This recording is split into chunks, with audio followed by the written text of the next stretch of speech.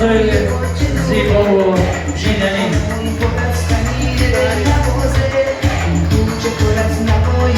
مرحمت بفرست.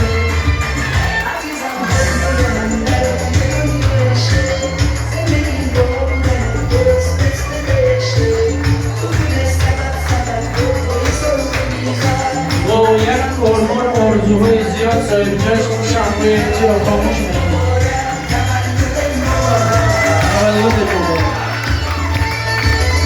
چه یک فضای زیباست، چه یک تنتنه بزرگ است، چه یک بزم شادی و سرور است.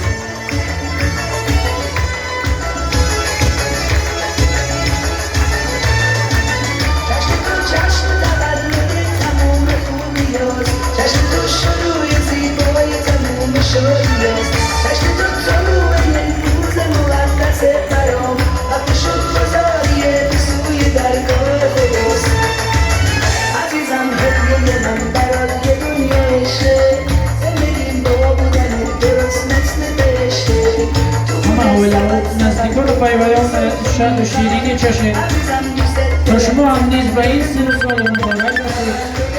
همه گونه خوشی ها را بینید و به همه پیران